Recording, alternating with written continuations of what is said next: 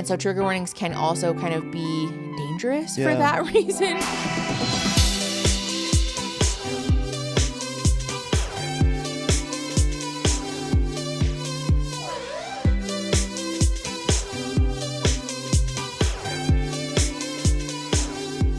Can I tell a story? Okay. The story I would like to tell is of a little device. So remember the, of course you do, because we've actually already had this conversation, but I'm going to pretend to talk to you like we haven't had this conversation already. Sure. Okay, so you remember the iPod shuffles, right? Of course. No screen, little square. I can't really make it square. Yeah, the little clippies. Yeah. An absolute feat of MP3 player. Yeah. Like those things were sturdy as hell. Sturdy as hell. Good. And also at the time they were like very... it was like revolutionary technology. Had a good charge. Held a lot of songs. Yes. You could shuffle through playlists. Like really, what more? The initial ones too. It's so funny to think that you couldn't like select something. You could only like shuffle through everything basically. Oh, I forgot about that. Yeah. Because I remember that being like a drawback. Yeah. It had the next and the previous buttons. Yeah, and the headphone jack was the way that you charge it as well. Also, it's so crazy to me now when devices.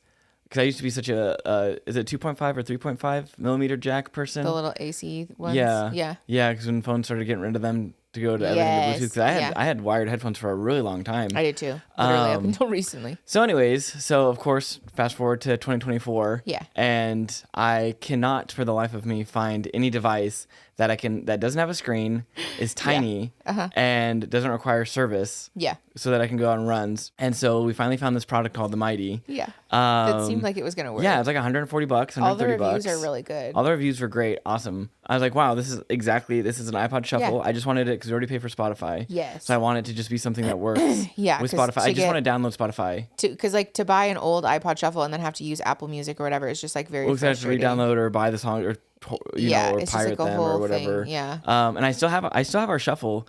I have like 18 iPods. Yeah, my old iPod Nano. Yeah, and I have a Shuffle. I have we have a graveyard of them. But, anyways, it's still more of an investment. And if I'm already paying for Spotify, let me just get the thing, download the songs offline. Also, this is a thing that you should be able to buy. This is a thing you should be able to do. In the year 2024, it's a thing that should exist. Absolutely. So. I don't have a smartwatch. I don't really like wearing watches normally. Fair. And stuff. But also, smartwatches are crazy expensive. Yeah, it's kind of a lot. So anyways. Especially the running ones. So I buy this. So we buy the Mighty. I get a playlist on there. I make a little 10K playlist. Awesome. Love it. Fun. Yeah. And so I'm running and I have a thing, even when we drive, I don't know if anyone else is like this, but if we drive somewhere or we're going on a trip or something, I do my best to make a square. Oh no, that makes total sense. Yeah. Like if we're going to go to the store, I want to make a rectangle. If I want to go for a run, I don't want to run the same area twice. Yes. Yeah. That makes so much sense. Okay, yeah. Especially as a person who grew up doing cross country, this is why I hesitated in high school about track and field, because everybody was like, oh, you would be so good at 100-meter dash or whatever. And I was like, that's stupid. It's boring. I don't want to run in a fucking circle. I like the scenery. Exactly. Yes. I want to go explore. I relate to that. So when I go on longer runs, obviously I end up in the desert because we live in the desert, very much out in the middle of nowhere. Yes. And so I have no phone on me or anything either. So it's this device is really cool in the sense that so there's an app on your phone, of course. Yeah. And you sync it, you play it, you sync your playlists, good to go, turn it off, take it away, get off Bluetooth, you're good to go. Yeah. You can only sync your Bluetooth headphones though through the app. That's a little frustrating. Yes. So the scary thing is if anything does disconnect while you're running, you're fucked. Yeah. So anyways, I see where this is going. I take it out for the first time. I just put all the playlists on there. It says you have 30 days or a sync lasts 30 days. Okay. Easy peasy. So I'm taking it for the first day. Yeah. So I'm like, let's go do the longest run possible. And so I get out. I'm in the desert portion of my run. Yeah. And all it goes beep boop. And it says, Mighty has been disconnected. Keep in mind, I have 3 miles left. Yeah. On my run. Also, I want to point out for our listeners who are not familiar with the way that you do things and how you like running. The reason that we started looking into this in the first place is because you do have workout shorts. Oh, the that have compression shorts. It has a pocket. Yeah, the you put your phone in. Yeah. Much like yoga pants and other yes. they have the pockets on the side. But the problem is that your phone is actually quite heavy. I love the pixels, but why does it need to be? It's pretty large. It doesn't need to be, and it's heavy, and it's heavy and it's dense, and I like it. Little bit. And obviously, I take the case off and everything too. No, of course. But I have sensy little hips and sensy little knees. Well, and it's also frustrating to have stuff dragging on you. Oh, totally. I have the same frustration. I have pants that I can wear to run. Of course. And yoga pants that are just these are just for lounging. Yeah. Because if they aren't tight enough, then like, first of all, they'll roll down as a fat person, which is the bane of my existence, but also they drag. And then so you're like pulling up your pants while you're trying to run, and it's very frustrating. Well, and this is only further. Just as a quick addendum, that's also why this is relevant. And this is also further exacerbated by the fact that I wear the same, I know this is going to sound gross, but I wear the same pair of compression shorts, and they're starting to get worn out when I go on longer runs. Not like you wash them in between. Yes, of course. Okay. Yeah, you wear them once and you flip inside out. No, and then, stop it. You do not wear them inside out. Yeah, because you can get 2 uses out of your underwear. Stop. That's not funny. Take that back right now. I don't mean it. Okay. I'm just getting your goat. I'm just getting your goat. We're getting a divorce. Over that? If that was, honestly though, respect. That's gross. That would be a power move. Ew. That would actually be a power move. Also, I was so confused because I was like, how are you not stinky? Well, I am stinky after I run, so you wouldn't know. It's all masked. Gross. But no, anyways. But the thing is, so I bought a new set of them. Yeah. And they changed the material or something. Like I bought the exact same thing. Yeah. And it's different. Oh, your compression shorts? Yes, Yeah, and they're different, and they don't compress as much. And I am so hyper aware of having plumber's crack. And so sometimes when I run, because my phone is heavy. You do have a long butt crack. I know, and that's why I think I'm hyper aware of it, because you've drawn attention to it. So I am always... Anyways, moving on. I don't think I actually do. I mostly just say it to get your goat now. And I think, but it's like... But like that's a real thing. But also as a person with a really short butt crack, I just think you do have a short butt crack. You have like Lego. Yeah, I got little Lego butt. I have a tiny frog butt. But anyway, so all of these things together. So I was like, wow, what a fun, great little device. Yes. That I can hold on my music. I don't need to have my phone on me, and it disconnects halfway through my run. 3 miles to go. Oh, a rage. So, I have never. So tell everybody what you did. I ran it. I finished it. You finished your 10K. I did it. I did my run. I raw dogged the whole thing. With only your thoughts. Oh my God. And I hate it. But you know what's so funny though? For as mean as I am to myself, I was like, Erin, you're doing so great. Like you're like, this is not even, there's like, this is not the first time you did that. Oh, I didn't tell you that? That's so sweet. Well, after I got over the being mad part, and I said, because if you go home, because I was like, there were places where I could ditch the route and go back home. Sure. And I was like, you're just gonna be mad, and I was like, don't let that little device beat you. Don't let it be your downfall. And so I was like I was like so disappointed though, because I was like, finally I get this cool thing. It's light. It's doing exactly what I want. Also, it played the music way louder through my headphones. I don't know if that's like placebo or not. Huh. But anyways, so all the reviews on Amazon for this device, amazing, are fantastic. As soon as you go to the app store, I could not get it. I did a factory reset like 16 times. Yeah. I tried to get my playlist to sync, baby, and I went on another run. Nobody's I know, but I wanted it to work so badly. I know you did. So badly. I know you did. I was looking into the Garmin watches and stuff. If anyone runs and has like a device where they don't have to bring their phone, give us please let me know. recommendations. Please let me know.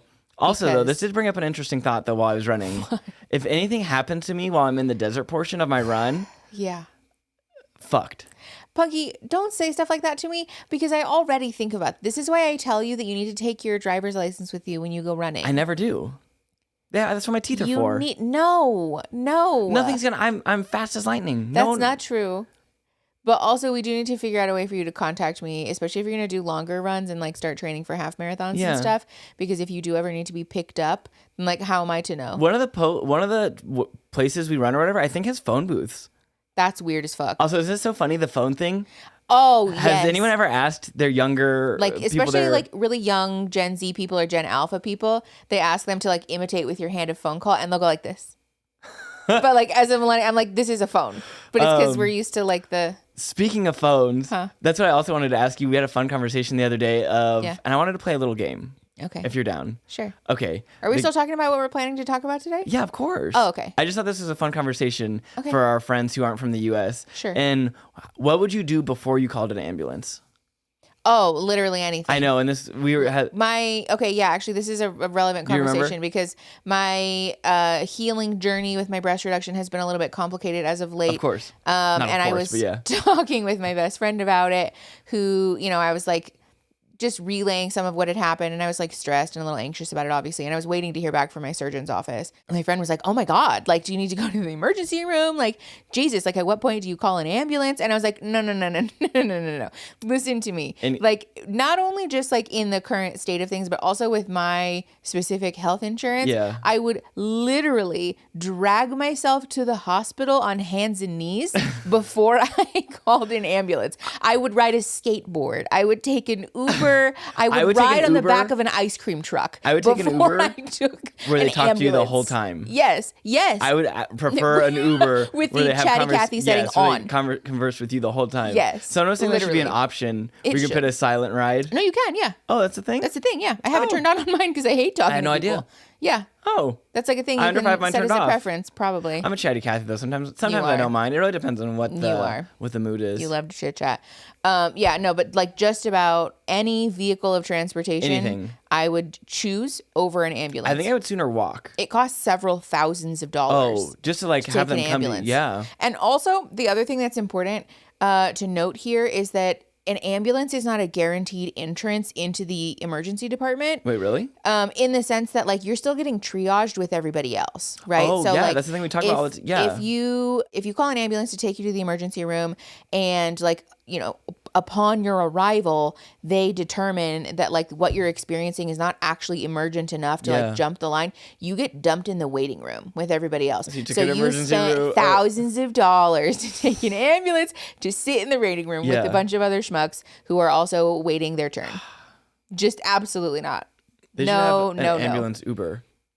I mean, I think that's like medical taxis and stuff, right? Is that a thing? Yeah, you can hire like, is it called like livery service or something? There's like medical taxis and like people will take you to and from your appointments. Yeah, it is. No, it definitely I think it's like a thing you have to qualify for with your insurance or something. Oh, okay. Because I always see those marked on vehicles. Service. Yeah. Well, anyways, thanks for playing. Yeah, that's a fun little game for those of you who are not in the United States or just basically don't have or do have socialized healthcare. We don't. So what a treat. We're not doing that. That said, do you want to talk about what we're talking about today? We have some fun hot takes today, right? I found some. You farmed some. I farmed some. But I also decided it would be fun if we asked our Discord server. Oh my gosh, did they respond? Oh yeah. Shout out to all of our patrons, by the way. Always and thank you. And those of you who are on our Discord server, y'all are the best. And I'm actually really excited because we have a lot to get through. So. Are we going to try and get through all of these today or is this going to be like a multiple party? Well, a lot of them repeat. Okay. There's like a fair amount of overlap, especially in the Discord. A lot of the responses from folks are either very similar or like echoing each other's sentiments. Yeah. So I think that will help cut down. I cannot wait to see which ones you find from the Discord. Because I feel like some of mine are like go from like rancid to like, okay, obviously like. Oh, you have some rancid ones? I feel like I do. Ooh, yeah. Fun. Okay, wait. I can't wait. Okay. Mental health has become commercialized. Oh, yeah. I don't think that's a hot take at all. I don't think that's a hot take at all either. I mean, that's true. I think, too, especially, like, between, like, watching the Kardashians and, like, generally, like, movies and TVs and stuff, like, popular media. Yeah. I feel like the word anxiety, I don't know, I'm trying to think of something else that was popular in the past or, like. Well, and I think also in the sense that, like, being able to care for your mental health is now a commercial product. Yeah. You know? Like with apps and stuff? Or well, yeah, I mean, like, BetterHelp is a multi-million-dollar company that's mining people's data and, like, all of this stuff, right? And, like, allegedly. Like, there really is not an easy entry point now to care for your mental health or to receive therapy. It doesn't require a relatively significant financial investment up front. Oh, like at all, yeah. You know, like there are grant-funded programs and, you know, low-cost options and sliding fee scale, stuff like that. But those are also getting overrun right now because everybody is in need, you know? I feel like, too, it's like the awareness thing, too. In a sense, like, I think, which obviously is a good thing. Well, yeah. There's, like, pros and cons to that. Maybe that's a hot take. Maybe that's the hot take. Like, wait, pros and cons to what? Or, like... To there being an increased awareness about mental health and mental illness. Yeah. I think I have that one on here too. Do you? Okay, I'll reserve my thoughts until we talk about that. Don't yell at me in the comments. We're going to talk about it. It's a nuanced issue. Everything, yes. It's a nuanced issue. Do you want to share one of yours? Yes. Okay, also I want to be clear, like so many of you responded, like there's literally hundreds of these. I thought it was going to be like two people. I would have been so wrong. Sometimes I'm like, do I even own this server? Because I'll post stuff and it's just like crickets. And then sometimes I post stuff and people are like on it. So just like fair warning, we might not get to everybody's, but I do love you all the most for responding. Thankfully, we can always do another episode. That's true. I did also ask everybody in the Discord to let me know if they were okay with me using their name and identifying them person also. That, yes. So this is a good one. This person did not specify whether I can use their name or not. Okay. So I'm not going to. However, one of their hot takes was, I hate that the education required to become a therapist is so gatekept. As a result, we have so few trans BIPOC therapists, and white people can continue to dominate the field. If I could share everything I've learned with my community, I would, and quite honestly, I do. Not wrong. I resonate with that a lot, honestly. This is also why I talked about, in our New Year's episode, wanting to shift into a more like supervisory role, and like training other therapists or like helping people to finish their independent licensure hours and stuff. Because that is really true, and like finding a good supervisor is really hard, and finding people who are like speaking truthfully about the like, you know, complex and intersectional issues of therapy is like not as common as you would think. There's a lot of people who have been in the field for years and years and years and are just like parroting the same stuff that they learned in grad school 40 years ago and like, you know, not honoring that the practice has and should evolve. Yeah. Which irritates the fuck out of me. I think it's so crazy to think too, like kind of once you get your degree, like you're kind of scot-free. Yeah, which is crazy. Other than CEUs. CEUs, yeah. Yeah, but I mean like, but you can like very much like there's a lot of people rest on their laurels. Yeah. What a fun word. I know. The other thing too about that is that like going to college in and of itself is like such a difficult thing to accomplish, like not only logistically, but also financially. Yeah. You know, like realistically, the people who can afford to go to college are people who are already relatively privileged. Yeah, you know, of course. Which sucks. Actually, that like dovetails perfectly into another one I found, which actually kind of is fun. It's kind of like right in the same like the theme. Most of what therapists are taught in school are impractical and almost impossible to effectively employ if your client isn't fairly privileged, motivated, and isn't encumbered by insurance rules. Yeah. That's not a hot take at all, in my opinion. Yeah, honestly, I know some therapists will probably disagree with that, but like, but I don't think that's wrong though. Like the ability for people to make change. But also too, can I just tell you, when I was an intern and learning how to be a therapist at like a community mental health agency, the amount of staff, like not even just therapists, but like even other staff members in that agency that complained about clients who were on Medicaid or clients that were receiving social assistance and all those things.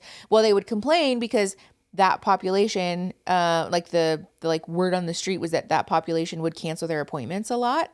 Okay. Well, how does that? Okay. It was like a topic of conversation at interns because obviously as an intern you're trying to get clinical hours under your belt. Of course. Yeah. And so they would like caution you to like steel yourself for a lot of your clients canceling on you last minute or no showing, and meaning then that you might have to like stay extra hours or like work a Saturday or something because you might not get like if you schedule exactly the amount of hours that you need for this week, you might not get all of those probably. So they're trying to encourage you to schedule more? Yeah, because and to offset them. Because the like rumor was that those clients would cancel. And at the time, I didn't know anything and I was just like, that's like kind of a weird thing to say, right? Yeah. But like as I matured as a clinician and had more conversations about it, it became clear that that's like stereotype of that population. Does that end up being the case or no? Yeah, I mean like sort of. Yeah, I would say that's like a more common issue for like Medicaid clients or like people who had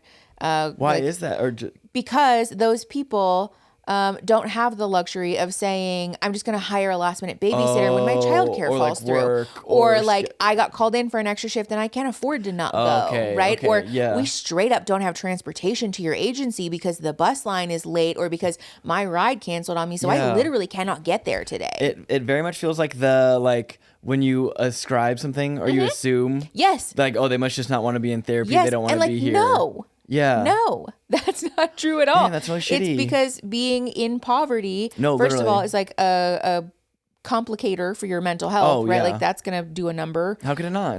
But also it makes it more difficult for you to access services. Yeah. Because like the traditional hours that therapy agencies are open even is like the hours that people are at work. No, I never understood that too. I'm not saying like people should work. I know, and I know you offered later services. You used to work later. Yeah. But yeah, it's just wild to me like how like the only difficult. people, like it's obvious and the only people who would be able to make the time for that would be people who don't work regular, or who can take time off and like who can afford to do that, you know, when you like have a bunch of competing financial responsibilities, or a schedule that's not flexible. Yes. Or that is flexible, that you're able to when you work for yourself or have that leeway. Yeah. Yeah, I don't think that's a hot take at all, personally. No, honestly. Do you want to find another one? Oh, yes. I love this. Leah said I can use her name. So this is from Leah on the Discord. She said, my hot take, it matters more who your therapist is as a person than what kind of credentials they have. Oh my God, I have one that's like exactly almost the same. Yeah. You want to read mine too? Yeah. She said, you can have all the credentials in the world, but if we don't click on a human level, I'm getting nothing out of therapy with you. Yes. A therapist with good credentials that you don't click with is no better than a random person on the street that you might click with. Don't go up to people on the street. Yes. Though. LOL. No, yeah, I found one that said too, to get the most out of therapy, the client should always like the therapist they're working with. Yes. And that was from a therapist. I wholeheartedly fucking believe this. I think that makes so much sense though. Yeah. Yes. No, talk to me about it. This is why too, it cracks me up when people leave me hate comments about how like, I would never work with a therapist like you. And good. We wouldn't fucking work it. You wouldn't get shit out of us anyways. A good fit. And that's fine, right? Because like the work that I'm doing, both as a content creator and as a clinician, is not to be likable or to be everyone's therapist. No, also it's boring. To like literally, but it's to provide representation for like a section of therapy that doesn't often get spoken about, right? Like especially like somebody like me who's a potty mouth, who's kind of vulgar, who's like very aggressive in my communication style. I just don't vibe with a therapist who's going to be like very quiet, very calm, very buttoned up, and doing like the blank slate therapist thing. I don't relate to you at all. And also, I don't trust your ass. I don't trust your ass one bit because you're not being a human here. And so I'm not going to tell you about how I had a meltdown and put my ass all in the street earlier this week when you look like you're going to go like cross stitch a pillow after this. And like, I respect that, right? Because like there are people who need those therapists, right? Of course, that's why there are people who benefit from that. And like, that's important and that's great. But like we as people should find a therapist who like fits with us and like makes sense with our personality. It's the same thing with I feel like with content creators and stuff too. And like of course you're gonna gravitate towards people that look like you, and sound like you, talk like you, have similar interests. It's like forming a digital parasocial friend. I think it's so funny, and we won't name any names, but there's certain people who make content and you're like, who is your audience? Yes. Who is this for? Who is this? Truly. Who are you making this content confusing. For? Yeah, I feel it's just so boring and bland. And but no, I wholeheartedly agree with that, and I think that's also my number one tip in terms of finding a therapist that you'll have a lasting relationship with is to like ask yourself the question, like, does this person seem like a good fit for my personality? Like, do I trust them? Like, is this a person that I would like, you know, want to sit and like have a chit chat at a coffee shop with, you know? Yeah, no, honestly. Or like even the I know it's sort of like a Republican trope, but like, would I have a beer with them thing? Like, I know, but also it's I don't not disagree. a bad question to ask though. No, honestly. You know? I feel like back before that wouldn't be such a bad thing now, but like just because it is a Republican code, I'm like, ew, gross, I hate it. Okay, here's like an actual hot take. Oh God. Okay. Trigger and content warnings don't actually help people not get triggered by content. What are your thoughts? Hey, listen, this is going to be the topic of a whole main channel video because it's a nuanced issue, right? Mm-hmm. Don't yell at me in the comment section, or you can, honestly, if you want, whatever. But it's complex because there is competing research about the issue, first of all. But I think it's also dependent on like audience and context, right? Oh, totally, of course. Do you have thoughts about this as like a non-therapy person? I think it's interesting.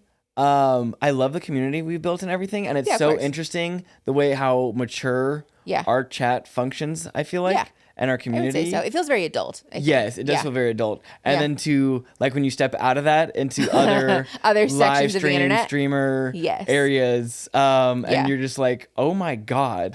Like, it feels very like you're teenage boy. It feels like we have, like, Barbie land over here. Yes. And then, like, oh my God. Kendom's just, like, all around us. Yes. Yeah, I just kind of feel that way. And it's just like, what is going on? Mm-hmm. So, yeah, I mean, I think... Because that's kind of an interesting point, too, about how, like, the internet at large is, like, generally speaking, not a safe place, right? I would say so, yeah. I mean, like, it is, but it isn't. It isn't, in the sense of, like, it's unpredictable, right? Absolutely, yes. And I think that's part of the issue with trigger warnings and, like, especially the fixation that some folks have with trigger warnings, agreed. right? Yes. Because this is why I said it's a nuanced and complex issue. In some cases, trigger warnings are like the vehicle by which people avoid further harm, right? And it's like important and necessary, and that's why we include them on most of our content. However, there is a point at which I think the trigger warnings start to become more theater than they are actual like harm reduction. Agreed. You know what I'm saying?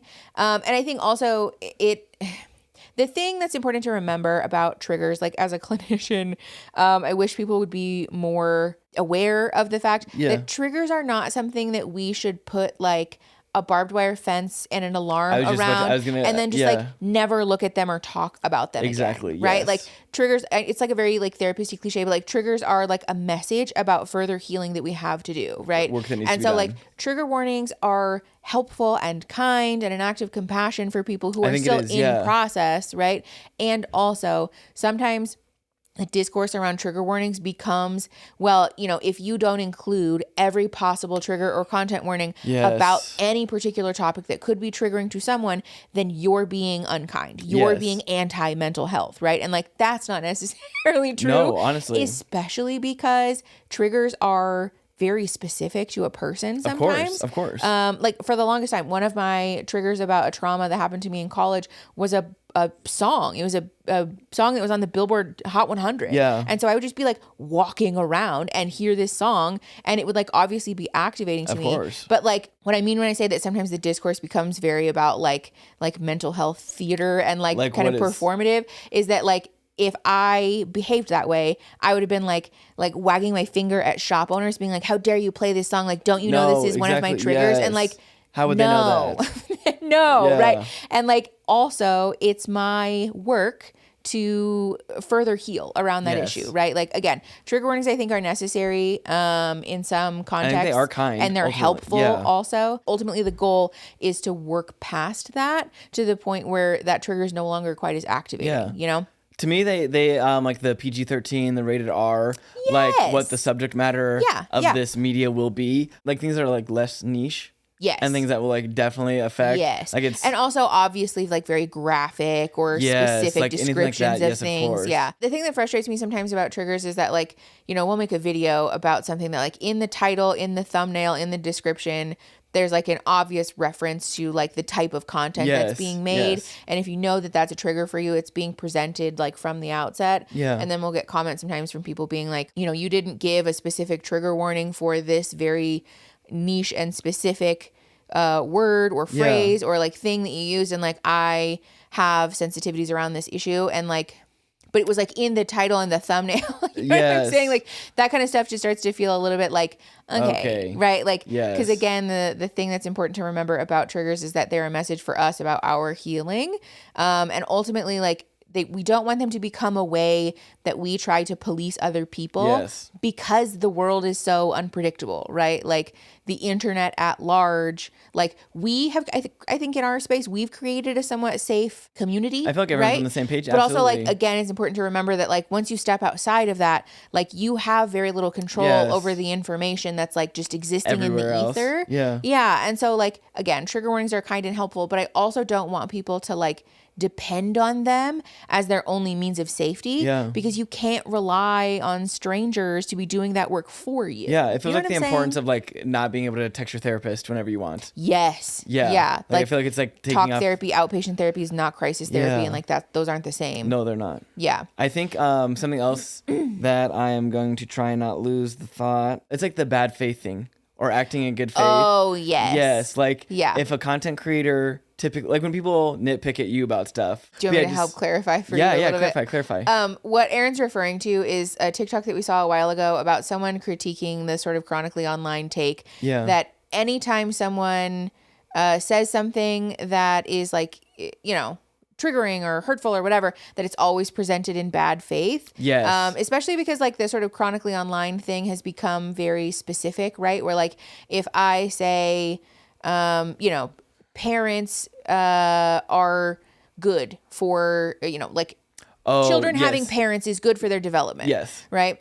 generally someone could say, well, what about me? I didn't have parents. I only had grandparents. And like, how dare you say this because you're erasing my experience? Exactly. And like, literally no. That's not what That's the thing where like you're assuming that this content creator provided that statement in bad faith when actually what it was is just like a shortened and minimized version of like the fuller, more fleshed out statement, which is that primary caregivers, attached adults are good for kids' development. But just because I didn't take the time to go, children need attached adults, primary caregivers, people who care about them, someone to provide them with the care and compassion and service that they need to meet all of their activities of daily living, doesn't mean that I'm erasing the fact that people are raised by aunts or parents Uncles, or grandparents, trusted family, chosen family, like all that kind of stuff, right? And so like trigger warnings can kind of feel like that sometimes a little bit, where like if you don't like niche down into these very hyper specific terms that sometimes people in this like state of activation, likely because they're being triggered, sometimes like point this finger at you as though you did that in bad faith, which like doesn't feel true and is also a little bit frustrating sometimes because again, there's like contentious research about whether or not trigger warnings are actually effective for all people anyways. Well, because I feel like too, it turns into like the cognitive bias thing too, where like when you are looking to buy a new car or you just bought a new car and you're like, oh my God, now I see that car. Bias thing. Or is that what I was thinking? Yeah. You're like, oh my God, I see this car everywhere. Yes. Like I feel like everybody has one. And like, no, it's just because your brain was primed to look for it. I feel like the trigger warning too, now you're like, when you're like hyper aware, or like we always joke that like we could talk about any subject up here. And there is always someone who is an expert, a master, has like because everybody has their thing, right? Yeah, everybody has like their area of interest. Exactly. Who will be like, actually, and like that's perfectly fine. But like that's not. But it's the thing though is like the assuming that it's in bad faith thing, right? Like I love when you guys info dump on me, to be clear. Same. Don't get me wrong. But it's the like chronically online take that like somebody, like saying something in what you perceive to be bad faith is like a criminal offense, and like that's not always true.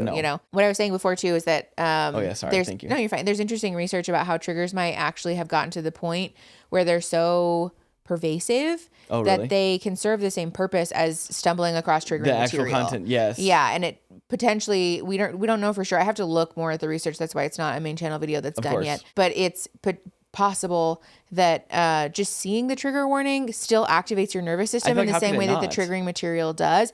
And also, there's some interesting behavioral aspects of this too for people who are like, in eating disorder recovery specifically. Seeing trigger warnings about content that will trigger those thoughts can cause people to like click on it anyways, or like to choose to view it almost like out of this like self-harm, right? Well, it's more like a self-harm thing. And like a wanting to be sick, like reading thing. Bad comments. Not wanting to be sick, but like when you're in that like self-loathing place, and like we do go through a phase especially in eating disorder recovery where you kind of feel like I don't really want to get better, and so trigger warnings can also kind of be dangerous for that reason. And so it's complex, it's nuanced. I want to be clear, we're going to continue to provide trigger warnings on content because I think at this point it's just the practice that seems least harmful and like most protective. I think most protective, And so like that's what we're going to do. Do the best you can. But I do think it's also important, just especially as like therapy consumers, to keep in mind that we want to continue doing that work on ourselves, because ultimately we'd like to get to the place where we're not having to feel like we're running away from, perceivable triggers, like in any place. Like the ideal outcomes of like going to therapy and stuff. Yeah, exactly. All right, I have another one. This person did not clarify whether I can use their name or not, so I'm not going to, but it says, this is less of a hot take and more of a rant, but I'm absolutely done with being told to forgive people who've mistreated me, and having it pitched is an essential part of healing. I'm perfectly capable of processing things without going through a bunch of Christian-centric motions that only serve to piss me off. But I heard that so much from so many people over the years, therapists included, that I think it actually stalled my progress. I had it in my head that my inability to forgive assholes who treated me badly was a fault on my part, and that I must be missing some of the larger truth to feel unable to do that. No, I don't think it's a hot take at all. I don't think so either. I say fuck that shit. Yeah.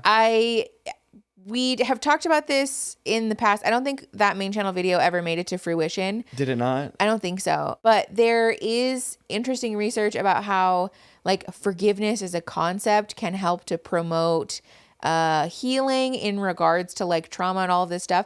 But like personally, I just really disagree with the way that it's presented as a mandatory aspect because I don't think that's true. And like both as a person, because like, you know, that newsflash, I'm a human who's like imperfect and like still doing my own healing around certain things. But like, so for me as a person, like the idea of having to forgive people who've traumatized me in this really deep way, like, no, I'm not fucking interested in that. Like as a human being who's just like not fully evolved or finished, I'm like, fuck that. I don't give a fuck. Like you're not deserving of my fucking forgiveness. And so, no, I'm not giving it to you. I'd say even as an evolved person, like, fuck that. If the person doesn't deserve... Because also, too, I feel like to some degree, too, if they're not going to meet you... Wow, that was really weird. If they're not going to meet you in the middle, too, or, like, take ownership or any of the responsibility. That's the place that a lot of people get hung up, right? Is that, like forgiveness is a thing that should be for yourself. And, like, yes, that's true, right? Like, yes, great, again, forgiveness can be a powerful vehicle and all that stuff. Yeah. And also... I struggle with the idea of forgiving someone who will go to their grave insisting that they never did anything wrong in the first place. Why would I give them that satisfaction? I don't want that. Like, fuck that. That doesn't make me feel good. That doesn't promote any of my healing.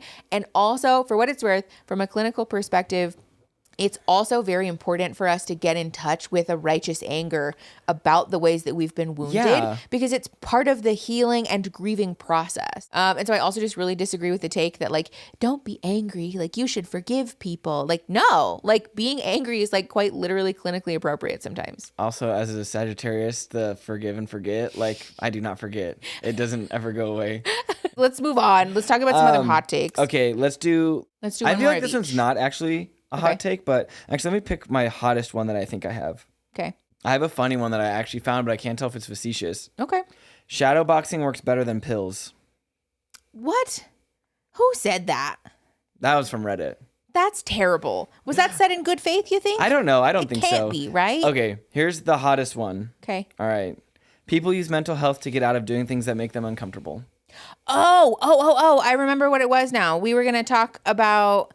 at the top of the podcast, you said something about like more, or I said something about how more awareness being brought to issues about mental health is we pros and found cons. it. We figured it out. Thank God. Oh my God. I think those two kind of dovetail together. First of all, I think if people are using their mental illness as an excuse to get out of stuff, then like honestly, more power to you. Okay, that's fair. I think that's fine, right? Especially in this capitalist hellscape. Who cares? Who cares? I think it's one thing, as long as we're not perpetuating norms or stereotypes that are going to harm people. Okay. Right? Like I don't have to apologize to my friend for being late because I have ADHD and so it's not my fault. Right? Yeah. Like that's not nice. And don't perpetuate that myth because it harms other people with ADHD. The service animal thing too, right? Like when people take an ESA that's very poorly behaved, that doesn't have any manners, and that's like causing a disruption to the public and say like, this is my service animal. And then it causes people to think that all service animals are like they're, or that people are lying or, you know, and then it causes that more people end up getting discriminated against. Like that's bad, right? But like, I don't want to go to this party because I have anxiety. And so I'm just going to say I'm too anxious for that and I don't want to go. I don't know. I think that's fine. I don't think there's anything wrong with that. That's more power to you. Also, I prefer that over someone just ghosting or like... Yeah. But yeah, I think the other thing about this is that like, because it sort of dovetails with this take of like, because this is a common thing that people... leverage, I guess, or like it's an accusation that's made at like Gen Z and like younger millennial people. Okay.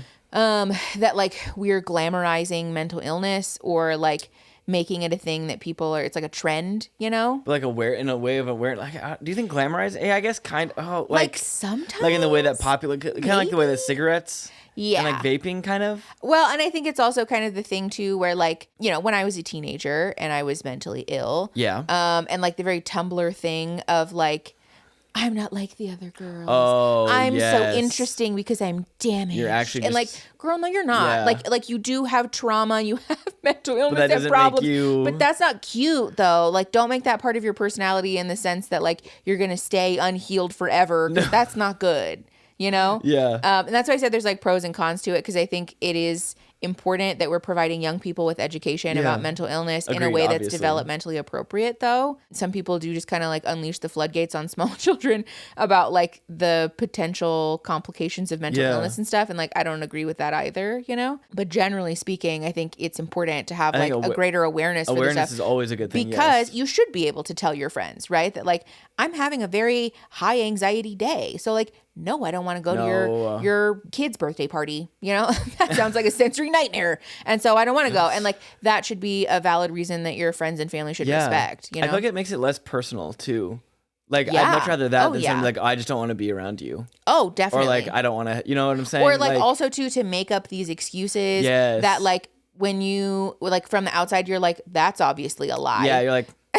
And so then you're like, do you not like me? No, because then you flip it around. Beef? Yes. Yeah. Maybe that's just us, but no, I don't well, think so. But I think it's just like important to be normalizing that and talking about it, because we should be able to be honest that just like, you know, I don't want to do that, or like that's going to use up spoons that I need for something else today. And so I'm not putting myself out to do stuff that I don't want to do, you know? I would much rather, like I said, I would much rather that than like fill in the blanks myself. Yeah, no, 1,000%. There was two that kind of go together. One of which was from Teacher Christine on the Discord. Teacher Christine said, I don't know how hot this take is, but I don't think kids or teens should be in charge of deciding if they don't want to be in therapy.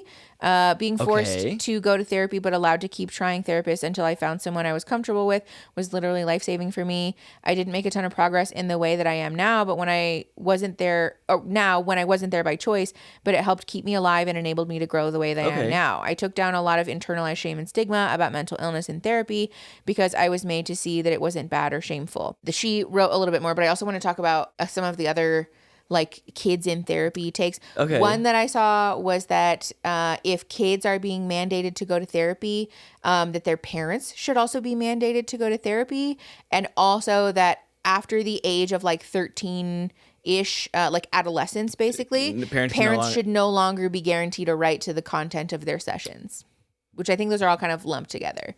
What are your thoughts about this? The parents not being able to know about the child's therapy sessions after 13, 14, honestly, I think I like that. I do too. I think I like that a lot, actually. I'd never thought about that. It's obviously complex because we want to make sure that we're informing parents, guardians, you know, loved ones, whatever, about like the goings on, and especially things that are like necessary context, you know? But I feel like you get a lot more honest kids.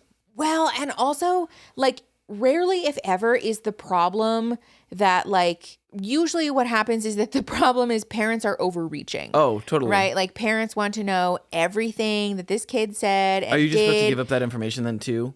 Oh, you have to. Yeah. I mean, of course. And like, obviously there is a conversation that you want to be having with adolescents beforehand about how like, listen, this is like private, but it's not confidential in the sense that I have to tell your parents about what's going on in here. But it is somewhat common, I would say, for therapists to also have that conversation with parents that like, listen, I want to provide you with the necessary information about your child's care. And also it might better serve you, honestly, if we're not rehashing every single detail of their sessions without them being present for this, because it feels like a violation of trust. Oh, totally. Because basically it almost feels like trying to get information then, or like also too, if you're going to be at the center of what they're talking about in therapy, then like, is that helping you having that information? No, exactly. Yeah. That's usually the conversation that therapists who are sort of like in the know will say, that like, you're legally entitled to this information and I will give it to you if you really are going to ask for it. And maybe we should pause and consider the impact that will have on your kid, on your relationship with your kid, on their progress, whether or not they trust me, right? Like if you want them to continue to come back here. That's what I'm saying too, because if I know my therapist is giving out all my information, then like why would I want to tell you more? I super agree with the take that if kids are being mandated to go to therapy, that parents should also be mandated to go to therapy. Parents are the... Well, I mean, it's not often, but like can be a big root. Yeah. I think it's disingenuous to say that if kids have issues that parents probably have none. That's rarely the case. But also too, even if that is the case, right, that your kid is just somehow independently struggling and the parents don't have any issues, you as a parent should be receiving some education and training about how to support your kid. Actually, that's such a good point too. Yeah, honestly. Yeah, especially and if they have anything more. And that's going to come best from an expert, like support, like resources. Yeah. I agree with Teacher Christine though about kids not being allowed to like, or that like kids shouldn't be allowed to just like refuse services as little kids though. If only because, well, I guess this is a complicated answer. I agree with this take if the therapist is a good therapist. Right? Which, like, this is why I don't want to be a policymaker or a legislator, because you can't ensure that. No. But if the therapist is a good therapist who's willing to sit with the kid and be like, okay, like, if you don't want to be here, that's fine. Right? Like, I remember in grad school, actually, one of our professors was like talking to us about how to deal with non-compliant adolescents and kids and whatever. This is before I had niched down into adult practice. And they were like, in my experience, it's helpful to just level with the kid and be like, okay, like, I wouldn't really want to be here either. And that's totally fair. So, like, maybe we can start with just getting to know each other as people. Do like some coloring, some tactile yes, stuff. Tell me what or like, if you want to use my computer to put on some music, like, let me know what Spotify playlist you want me to put on. We can sit and listen to music and we can look at our phones. Right. And like, just do essentially like rapport building is what you're doing. Of course. But like gently providing this kid with the opportunity to warm up to you and then to develop trust with you so that you guys can have further conversations. I know, sweet little, I know. So nice. But like, if that's the case, then like I fully agree with that take, right? But the problem is that sometimes there are therapists who are like, you're going to sit with me and you're going to talk to me. And then also it turns into like parents and therapists versus the child, which is so unhealthy. Bad. Yeah. That would suck. Also, damaging. As a young kid, I'd feel like, why is everyone against me? Why do all these adults suck? And also, I can think of nothing I'd rather do less than sit with all these people who hate me. No, literally, or at least your perception. Yeah, because we personalize everything when we're teenagers. How could you not? So, especially that. No, literally. Yeah. Also, like, what's so wrong with me that needs to get fixed? Like that. Yes, like, thanks for everyone telling me I'm broken. Breathing down my neck. Appreciate it. Yeah. Wow. Okay, cool. Fun. I think that wraps it up. I know that we didn't get to everybody's hot takes, obviously. Thank you guys for submitting them on the Discord, especially. If you enjoy it, we can always make another one. Yes. Let us know. Also, if you guys have hot takes that you want to put in the comments, definitely do that. If you want us to share them on the next one, then too, definitely please clarify that in the comments. Yeah, let us know if you want us to feature it in an episode, and then if you want us to use your name or your username or whatever too. So. Cool. Okay, great. All right, let's get out of here. Thanks for coming. If you guys like the video, you can like the video, you can subscribe. And then you can also leave us 5-star reviews on podcast platforms if you like the pod, because it helps a lot. So thanks for everything, and we'll see you next week. Bye.